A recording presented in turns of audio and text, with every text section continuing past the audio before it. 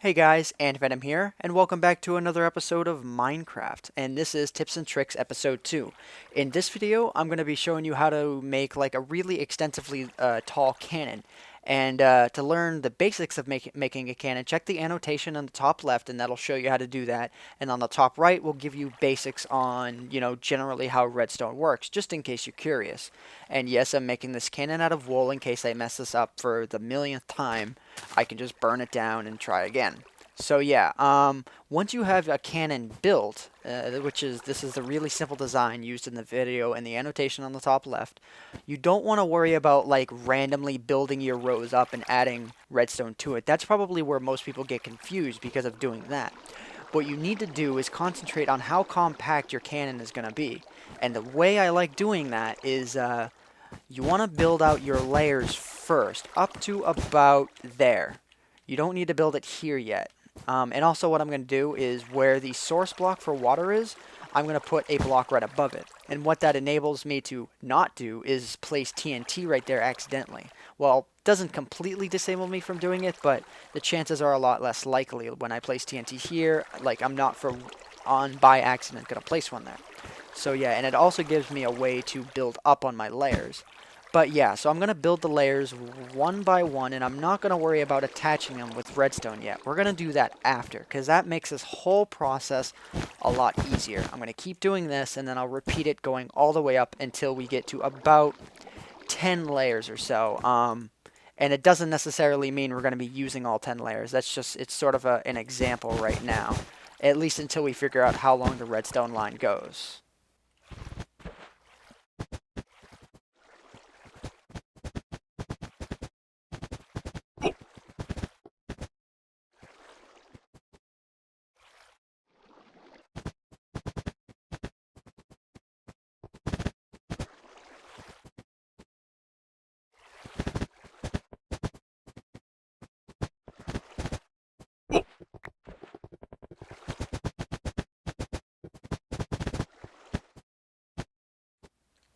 Okay, so now we have all 10 layers built. Like I said, you just stack them up, and every other one, you put redstone on them. So, and I hope you guys like that fail where I fell down there. And I need to put redstone on the final layer here. I'm not going to put it here, because this is the final support beam. Like, each one of these acts as a support beam for the layer below it, but this one, I'm not going to have TNT be on it, because then I would need another support beam, and yeah, so let's get down here, and then I'll show you guys exactly how you're going to link these up. Okay, so now that I'm back down and all the layers are built up, next thing you're going to want to do is place the blocks in this fashion. Sometimes it requires quite a bit of improv in order to figure out what pattern works best for you. This took me a long time to figure out this specific pattern, just because of, trial and error, things going wrong constantly. And then, like, every now and then, like, I'd run into a redstone line that just wouldn't line up correctly no matter how much I worked with it. It just would not work. So, alright, so I have that line down there raises onto this block, which raises onto these two blocks. And then I'm going to have these blocks raise up one more. So the redstone is going to be right here. And then I'm going to place two blocks right here. So I'm clustering these together as close as I can, without having them all touch each other and just mess up the pattern. So you see how all of these kind of already did, but the way I'm going to be building these redstone lines out, you're actually going to see that it's not going to make a bit of difference. Because when I build this one out, because this is the next layer that I have to power, I put that right there, and you see how the redstone here was connected to this redstone and now it's not? I'm taking advantage of that little... it's not a glitch, but just how redstone works. Redstone obviously can't travel through like this little gap here. So I'm taking full advantage of that to make this cannon as compact as possible. And I also have that going on right here, and I'm also going to take advantage of it. I'm going to, if you place a block right on top of redstone, it'll build on the block above it. So that's pretty neat. Actually, that's not what I wanted to do for this one. I wanted to build that right there. Perfect. Alright, next what I'm going to do is I'm going to place a block right here, and that's not where I'm going to keep it. I'm going to destroy this one really quick. Perfect. See, now I have this lines up, and we're looking good. And then next, I'm going to build this one up one more. Oh, I didn't mean to destroy that redstone. So this is a bit complicated so far, but I'm not going to show you guys like a diagram or anything, but you can go back through the video, rewind it as such, just so you can see how it works for yourself. Now, what I'm going to do here is I'm going to place one more block behind this one, and I'm going to put a redstone torch right there, and that's going to power this entire line. And it allows me to use the shortest distance possible. So in other words, the distance from this torch to like the end of the bottom layer, which is way over here, and as you can see, it is being powered. The distance between there and what's gonna be the top layer is gonna be minimal. So it's not gonna be minimal. Like it's gonna be really even. So and then plus I can lead the redstone line off this way and down to the ground when I actually end up powering it. For now, though, I'm gonna place a redstone torch right there, and it's going to turn this whole line off. I'm actually going to leave it on, but that was just an example to show you guys. But for now, I'm going to destroy this, and I'm going to put a button right here. So as you can see, it turns the whole line off when I actually turn it off. Alright, so next what I'm going to do is I'm going to place a block right here. Right here. Then I'm going to put redstone there, and I'm going to get this line connected all up. Perfect. So that's looking good. And then next I'm going to place this here, here, here, and here. I'll jump over to this one.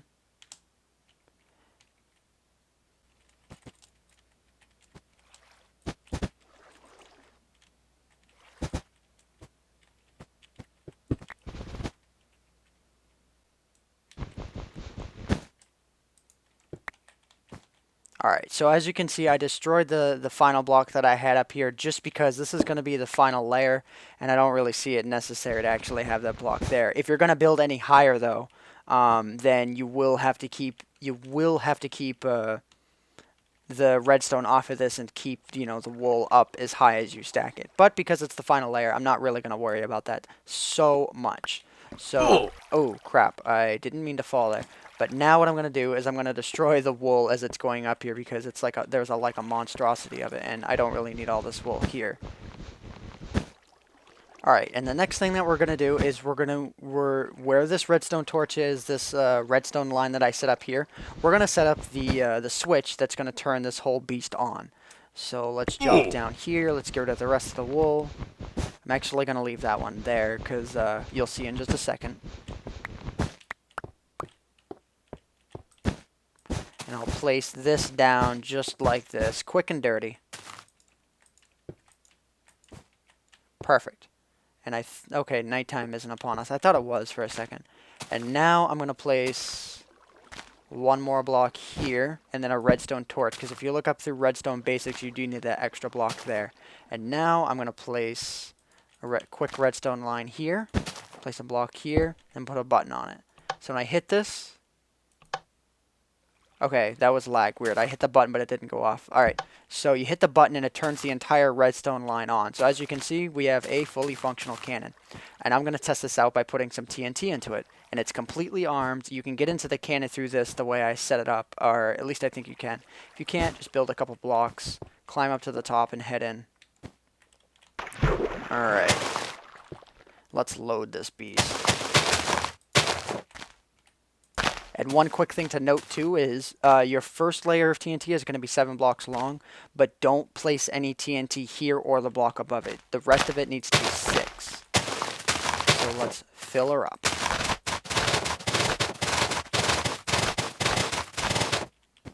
Alright, perfect. So it's all filled up, and this is a 61-piece TNT cannon. Next, I'm going to place a piece of TNT right there, and I'm going to set up my button. I'm actually going to use a switch for this one. Alright, so I have the button ready, and when I hit this button, all of this TNT is going to fall, and then I'll hit the switch for that TNT to go off. It'll launch into that wall and probably go up into Lord knows where. So let's hit the button. All of the TNT fell, and then I hit the switch. Oh my god. And I'm playing this online. What you're looking at was just server lag. As you can see, it all reformed. But the most important bit, and then we have glitch out TNT here, but the most important bit was that the cannon lived. So yeah, that's how you build a cannon in Minecraft, guys, a really advanced one. Or at the very least, it gives you the right mindset as to how to build a cannon. Because I'm sure most of you won't be following this step by step as to how to build a cannon, but it does give you the right mindset.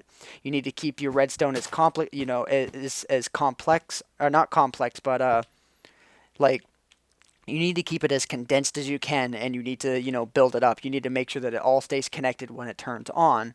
So just like that, and you're golden. So as you can see, not one single block of TNT was missed, and yeah, it's wicked glitch down there. That happens online.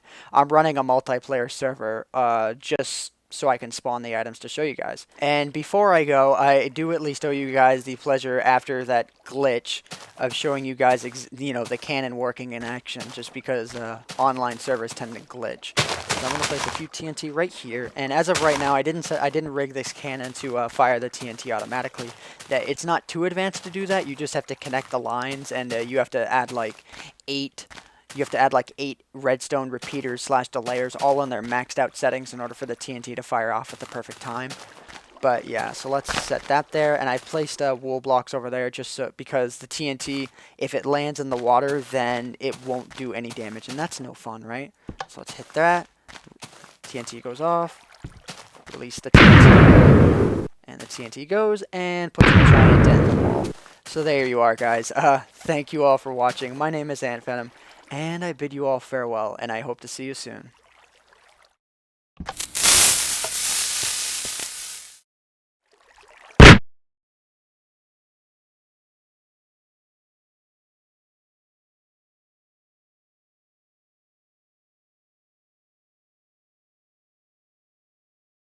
Oh!